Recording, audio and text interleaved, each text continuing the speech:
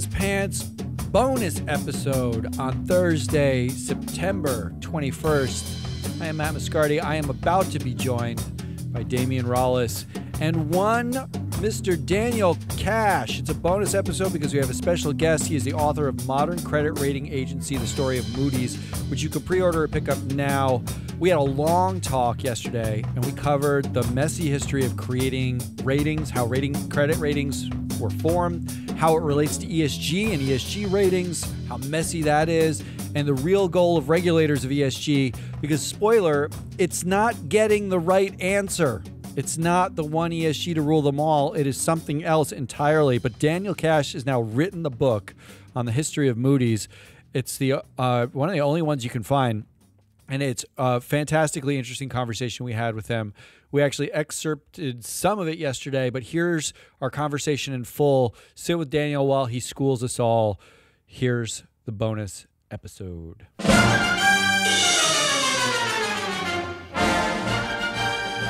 All right, we're recording. We're here with Daniel Cash. Daniel just wrote a book called A Modern Credit Rating Agency, The Story of Moody's. It comes out this week, September 21st, 22nd, comes out really soon. You can pre-order it now. And just to set the stage for who we're talking to, because you're way smarter than I am. You're at Aston University now. You led ESG ratings at Ben McQuay? Is that how you say it? Ben McQuay. Yes. Yeah, it's a law firm, right? Fulbright scholar, bachelor's in criminology, then master's in law, and a PhD in securities law. First of all, I don't know who does that. That sounds incredibly masochistic, but good for you. Yeah. And general overall smart human. Daniel, thanks for joining us. Thank you. It's really good to be here. I'm a big fan of the podcast, so I'm glad it's my turn. You don't have to lie at the start. We don't have No. We don't have to start with lies, Daniel. We don't have to start with the lies. No, I wouldn't. All right, so I asked you here to talk about, you wrote the book, now literally wrote the book on the history of Moody's.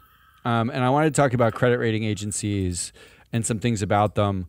I want to juxtapose them to like ESG ratings and carbon markets and things like that, because you have experience in those things. But let's start at the top. I did a little bit of research back in the day when I was at MSCI about how the credit ratings came to be a mercantile agency, Louis Dupin, and how it became Dun & Bradstreet, and Moody's and Dun & Bradstreet merge. And that's where the Moody's story and John Moody sort of fit into this. But back in the day, the credit ratings were effectively like, they'd write down like how much money you have and whether you were having affairs and you were a Christian and whether you were like, like all sorts of, and it sounds just like kind of like an ESG rating mixed with, it's like money mixed with other stuff. And it really sounds like that. I want to actually, can you kind of elaborate, expand on the messy history of making, like the start of it, like how a rating gets done in the first place, how these rating agencies happen, what a fucking disaster and mess it is for a long time until they hit maturity. Like, what's it look like? Okay, so I think when somebody asked me about credit rating agencies, and they, like myself, when I first looked at it, they get confused at how you have an industry with so many issues, yet they're so profitable. So in terms of profit ratios, they're in the top 5 companies on the planet. And people get confused of why that is. But I think the reality is, I'll give you a very brief history of them. It kind of explains why we have them. So the first sort of credit rating entities as we know them were started in England. And that was through trade societies, and they wanted to come together to make sure that their members were protected against those who were trying to rip them off and swindle them and what have you. So they would collect information on local business people. When the large British financial houses like that of Baring Brothers were crossing the Atlantic to try to take advantage of the growing railroad industry in the US, they struggled to extend credit to those who they didn't know. So what they did was they would hire very influential business people on the US East Coast who would collate information about people coming into the likes of Boston and New York, and they would collate information on them. The first commercial practice, yes? They're like getting off the boat in Boston and Yes. New York, and someone's there being like Well, 5'7", smells there you go. terrible. Like, Well, I think the reality is at the base of everything to do with credit is a simple question. How do you trust somebody you don't know? And that's it. Yeah. And that basis is the and would question. they would just take their word for it? Well, the people... It was just So the people self-reporting? who the Baring brothers used to use, so his name was Thomas Ward, was extraordinarily influential on the East Coast. He was very well respected, and it was his respect that they utilised. So people would feed information into him, and he would collate it in a very, very advanced manner for the time. It's very statistical. But then that was it was very expensive because they had to pay him a lot of money, and you couldn't scale it. The first commercial rating agency was in 1835 by a small law firm in New York City called Griffin, Cleveland and Campbell, but they folded pretty quickly because of the time. It was a very turbulent economic time for them. So a couple of years later, somebody called Lewis Tappan, who's very famous if you know anything about the anti-slavery movement in the US, because he was connected to the Amistad story in terms of he provided legal counsel for them. He essentially created what was called the Mercantile Agency, and that was the first ever commercial rating agency. Notable characters who worked for him, who reported to him, include Abraham Lincoln. Abraham Lincoln, when he was a lawyer in Chicago, was one of Tappan's reporters. And he essentially spread across the whole country. So he formalised the agency structure where you would have different agencies and branches across the country. It was well received and not well received in equal measure. So people were calling it a system of espionage. People did not like that. You could essentially, those reporters around the country could essentially destroy their competitors by reporting that they were not good to deal with and bring credit to. So essentially that's the basis. And then it grows and grows and grows with the growth of the railroads. I mean, see, just like ESG, Matt, it started with a woke anti-racism. I mean, it's individual. literally, it's like the same people. And now it's like, so should we expect eventually, this isn't really the question about credit ratings, but should we expect eventually that, you know, Henry Fernandez of MSCI gets a bridge named after him outside of New York for being offering woke data ratings? I think we'll expect that. Yeah, all right. We won't commemorate that bridge yet. I think I'd love to be there to see the opening of that bridge personally. It's a very small bridge. Yeah, it's a 4-foot bridge. So it's a messy beginning, and they're formalizing it and scaling it, and it becomes. And it's also based in. Just to interrupt, it's based in a very evangelist movement because of Tappan. So he was against things like. He was very much into prohibition and living a very puerile lifestyle. So any business people who didn't follow that were usually negatively rated by his firm, which goes into what you're saying about this ideological background. Well, so yeah, I mean, but that does go along with like what we refer to here in the United States as the Yankees. Yes. Like it's the Northeast, the New England part of the So it's not surprising that you will see that attitude mixed with an anti-slavery attitude. Like they seem like they're opposing viewpoints. He really struggled to expand his business in the South, which is not surprising because they didn't take to a Yankee telling them whether they were good at business or not. So that was essentially the existential problem of the early rating. Yeah, it's funny when you say these things because it's not hard to think when we talk about Tappan and we talk about what you're talking about with the Yankees versus the Southerners, is that a lot of this still persists in kind of the same way. Like the turf war is not so different. Well, you could say go ahead, Matt. The current ESG ratings, right? And we used to talk about this all the time, heavily favor our bias towards Western companies. And if you're in Asia, right, like you basically have the Yankees telling the South the same thing. It's just global instead of local, right? It's we have the same thing now Western... with the likes of Mia Mottley, the Barbados Prime Minister, who's really pushing the reform of global financial architecture, which is the global north versus the global south. Because if you are, let's say, a European country, the credit rating agencies are usually favourable towards you. But if you're an African country, it's quite the opposite. Right. So let's talk about that, because that's the methodological question. And this gets to the heart of sort of my fascination.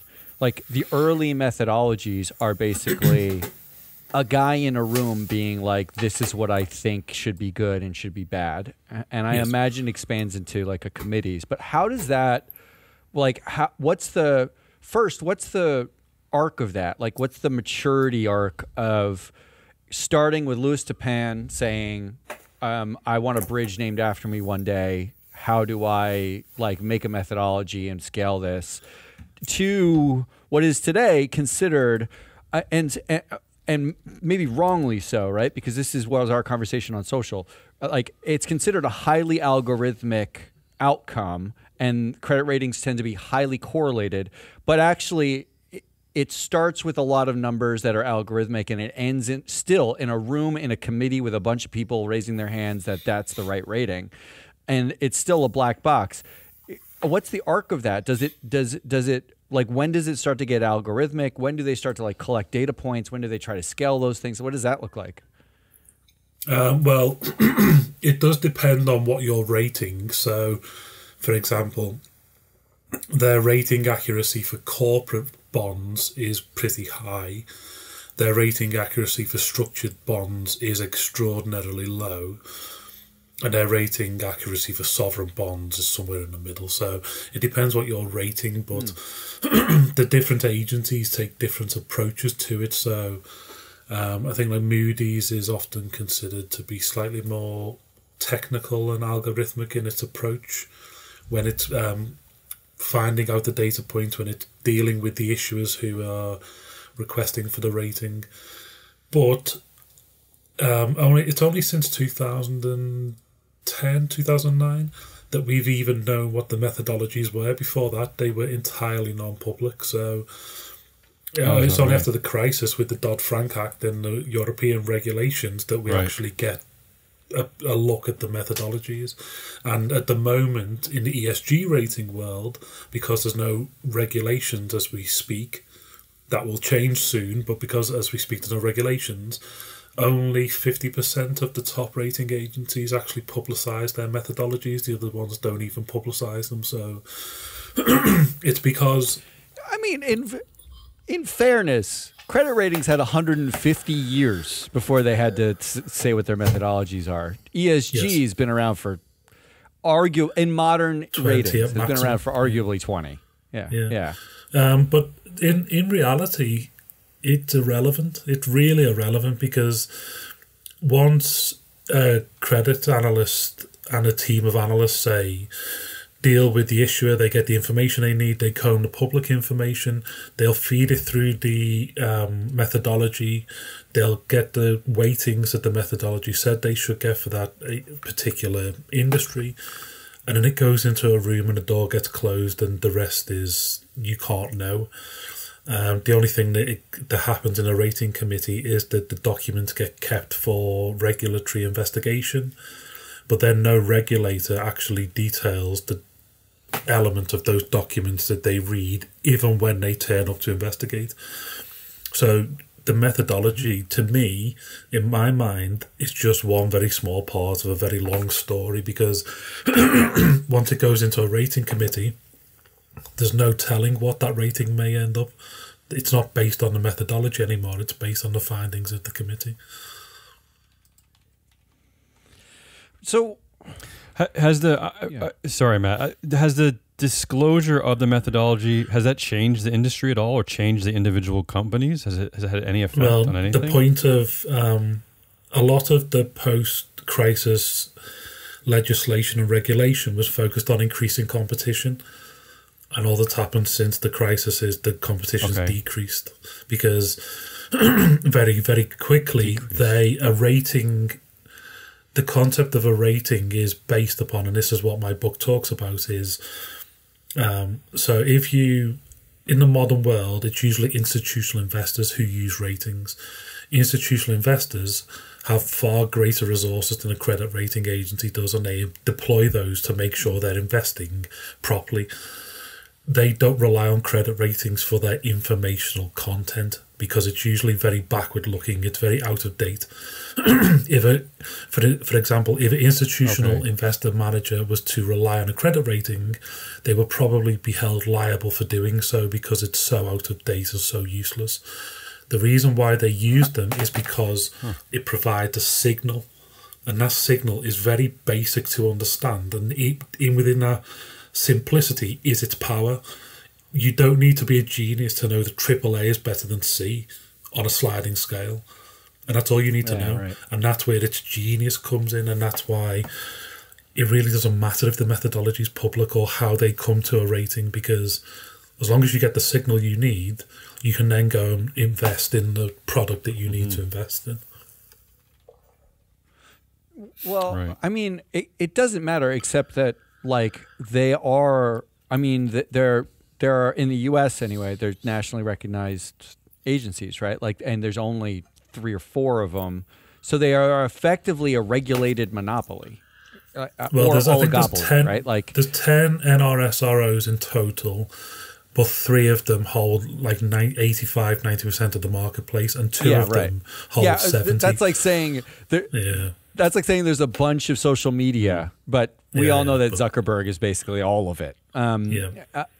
So in a way, like the fact that it is still, it doesn't, like, the methodology doesn't matter, feels significant given that there's regulations about insurance companies, what they can, the investment grade, pension funds, ERISA funds.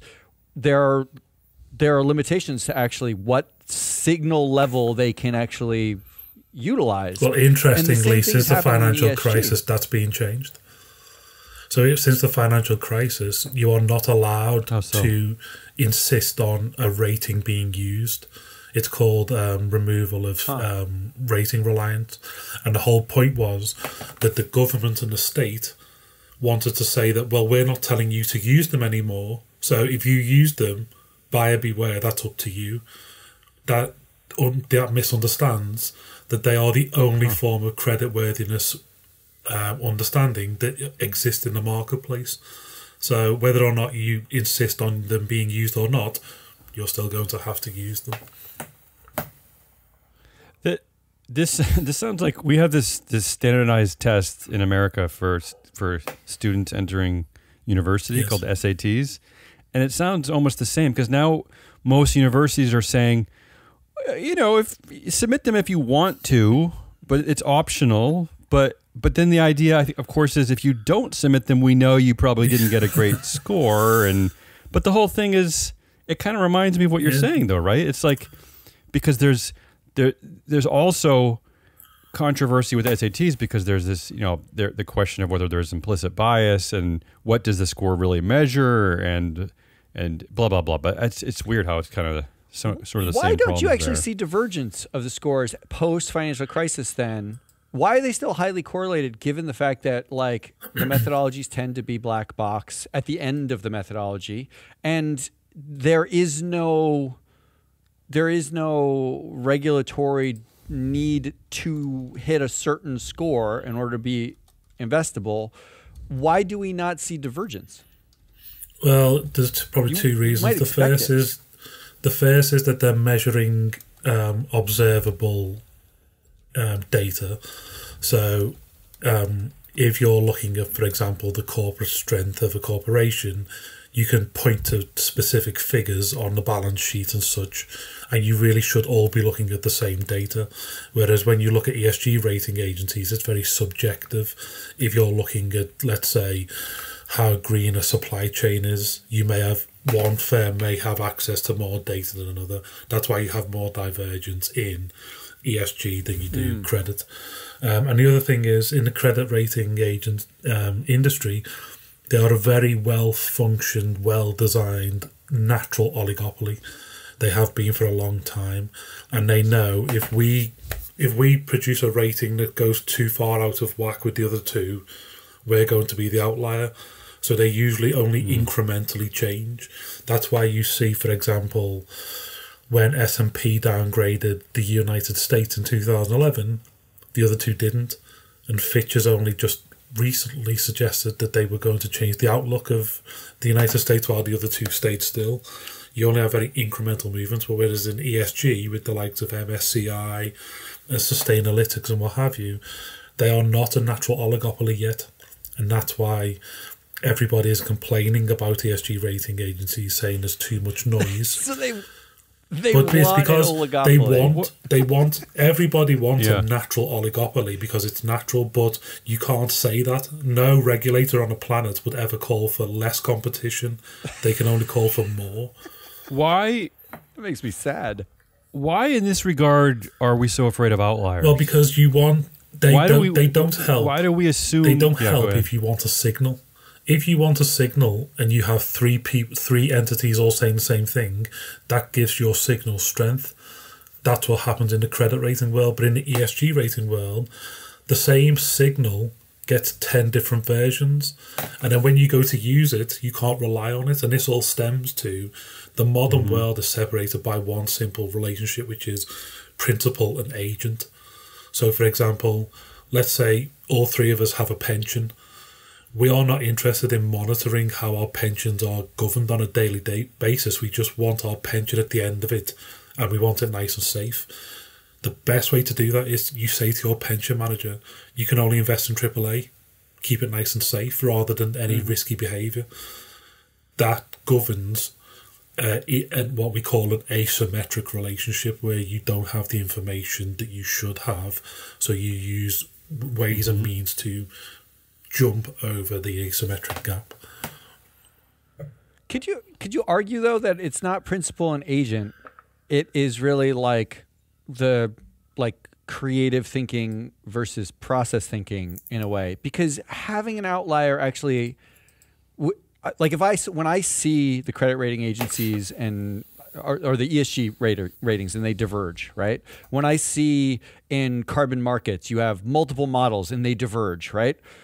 That just seems to be a place where you say, why is it diverging? That's interesting that it's diverged. Like, which one do I believe? Can I see the data with which you got to that conclusion? In fact, it begs questions, which is a good place to be in if you're trying to make an informed decision rather than just saying, oh, they all agree, so I might as well go with it, right? It seems like the problem is more like humans want agreement so that they don't lose their jobs and they don't have to think. Or am I being that's human nature? Reductive? But that's it. I agree. I was going to say that's what we all seek. I agree with you that the questions are good and it should inspire thinking, so you get to the truth of the matter. But that's not how humans operate. Humans operate in terms of they need shelter, food, and security. What's happening at the moment in ESG? There is a massive. I think I always equated to a reservoir, a dam that's blocked. And in the dam, instead of water, you have just incredible resources that are waiting to be invested. But they can't be invested yet because the infrastructure at the bottom of the dam is not ready to let the water flow down. And that's what's happening. And what in the ESG rating world, the regulations are very quietly, if you know what to look for, they're forcing oligopoly, because they know that's the only structure that will allow for that capital to be released. But they can't overtly say it because no regulator can. That both terrifies me and saddens me at the same time. But it's just a movement of capital, and the whole world is about movement of capital. If the capital doesn't move, the world grinds to a halt.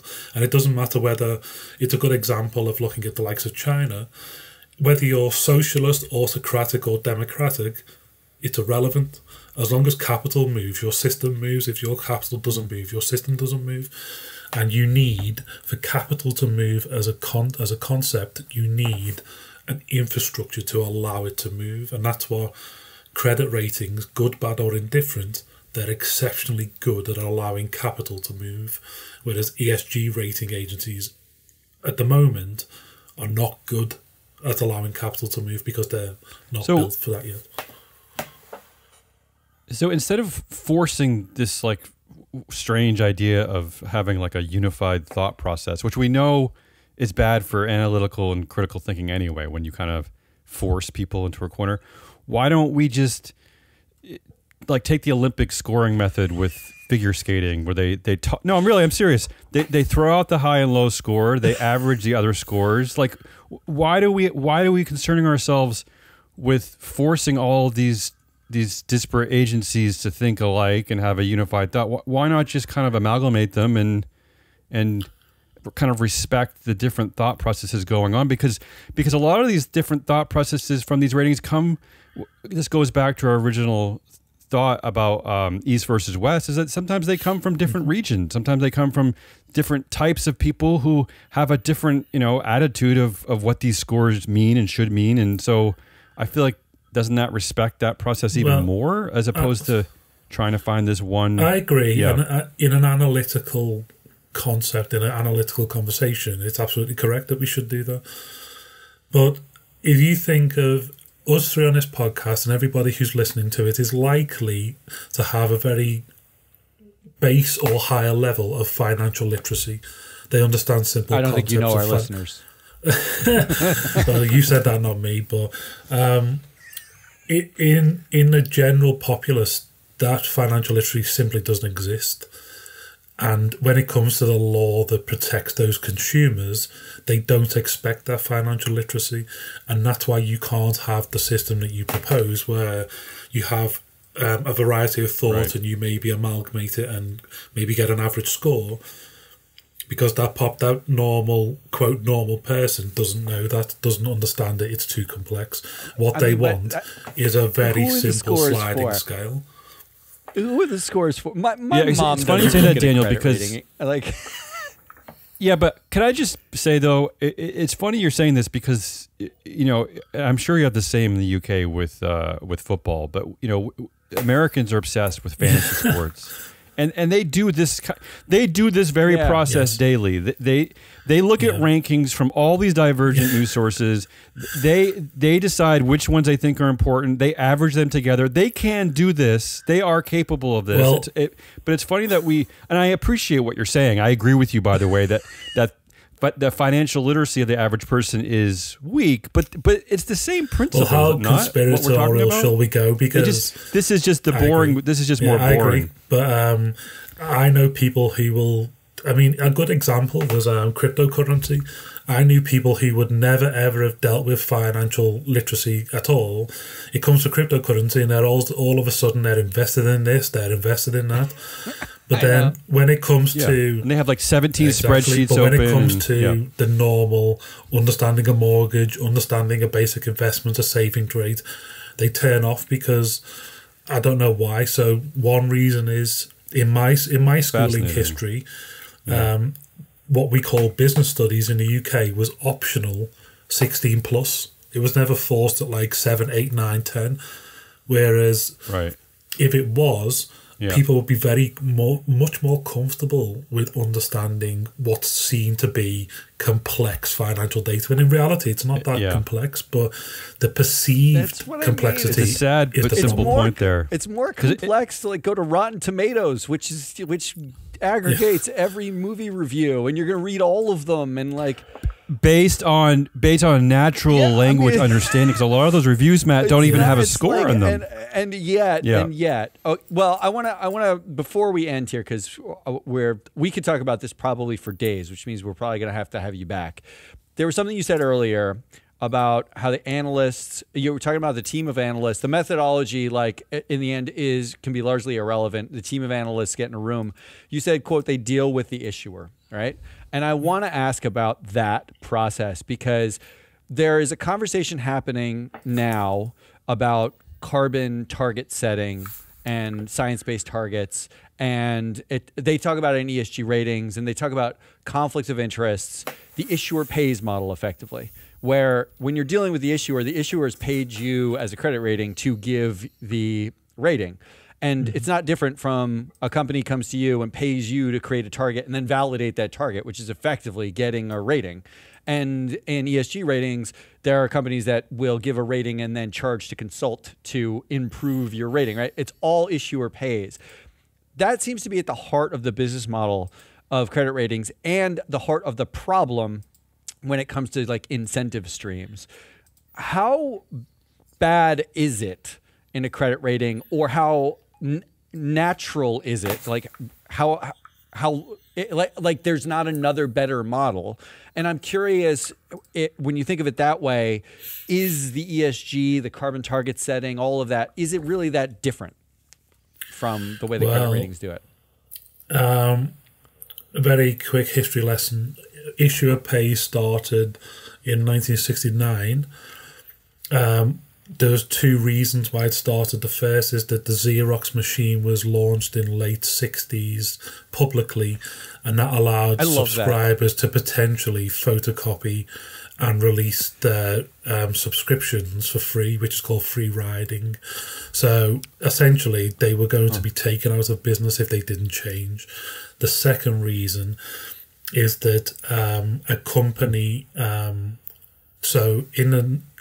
between the 30s and 60s, Dun & Bradstreet was buying all of these different rating companies. They had one called the National Credit Office, and in the 1960s they bought Moody's. In the 1960s, the National Credit Office was giving out AAA ratings, what they called prime ratings, to everybody who wanted one because they paid for it. And what happened in 1970, a railroad company called Penn Central crashed and shocked the economy. What happened was the National Credit Office was found to be really guilty by congressional investigation, and they essentially disappeared into nothingness. In their place stepped up the credit rating agencies who said, we're not like them, we're different, but they just changed their rating model to issuer pays. So we only have a 5-year gap between Moody's applying a issuer pays model and S&P catching up and similarly applying the issuer pays model. In that gap, Moody's ratings went up for issuers by 2 ratings on average because they changed their model. And then 4 years later, S&P's ratings caught up and went up 2 ratings on average because they also changed to issuer pays. The point is, rating inflation is the natural partner of the issuer pays model.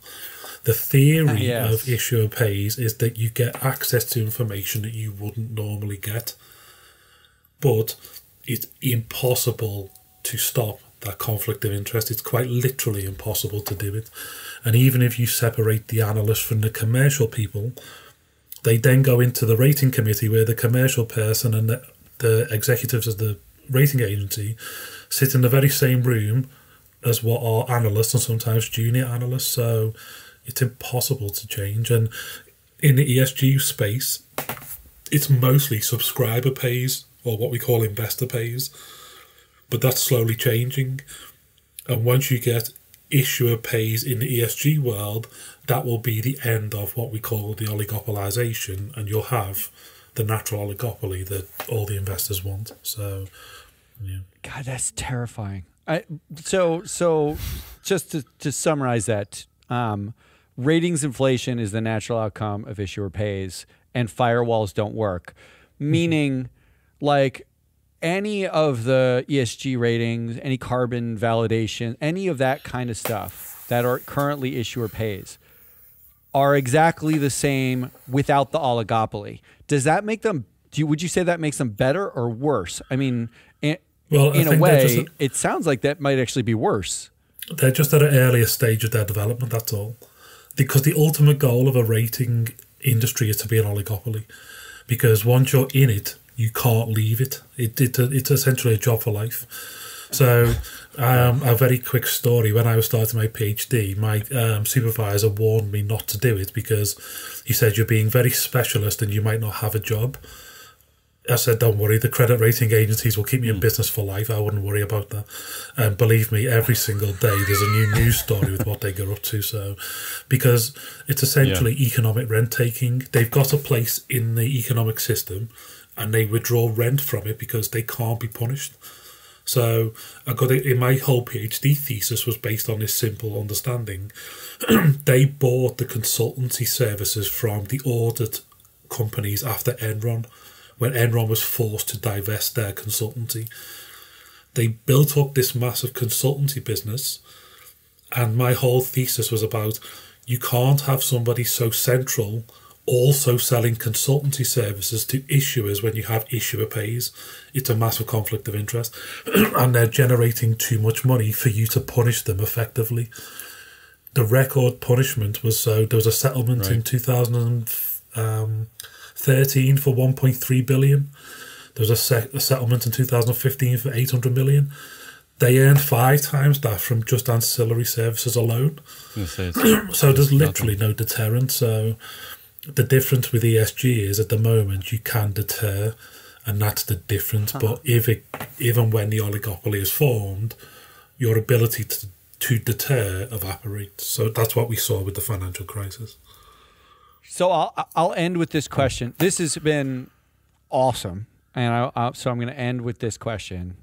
Which is, I'm going to ruin it. So we do board member analytics and management analytics. We measure the individual performance of board members and their influence and stuff like that.